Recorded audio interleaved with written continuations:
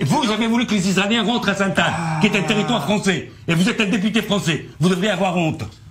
Vous devriez avoir honte. Il y a des gens qui veulent gouverner avec les Arabes, avec les partis arabes, des partis antisionistes, des partis israéliens, avec des gens.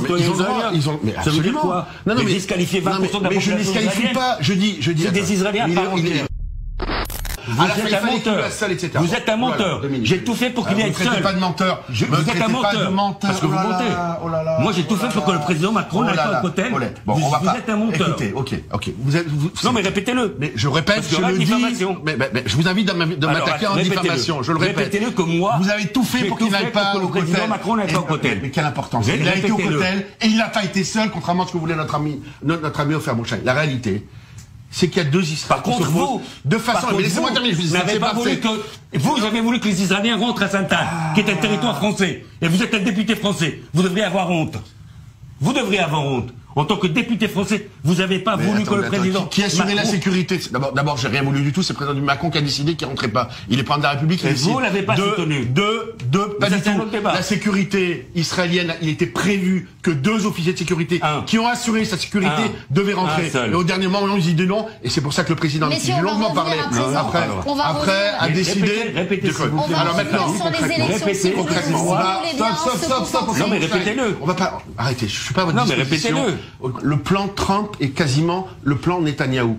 Il y a des succès qui sont incroyables. Évidemment, il y a des gens qui veulent gouverner avec les Arabes, avec les partis arabes, des partis antisionistes, des partis israéliens, avec des gens. Ils ont, mais ça veut dire quoi? Non, mais disqualifier 20% de la population. Mais je ne disqualifie pas. Je dis. C'est des Israéliens par mais on est dans une démocratie. Justement. C'est ça qui est la force de ce pays, de cet État. Mais honnêtement, aujourd'hui, il y a des partis, depuis la création de cet État, les gouvernants ont toujours gouverné avec des partis sionistes. C'est pas une question de religion. Les orthodoxes qui sont dans la coalition de M. Netanyahu, ce ne sont pas des sionistes. C'est aujourd'hui des partis sionistes. Aujourd'hui, la loi a changé. Ils ne changent pas la tigre. Aujourd'hui, ils ne se mettent pas debout. Aujourd'hui, la réalité. C'est pas des partis aujourd'hui, la réalité.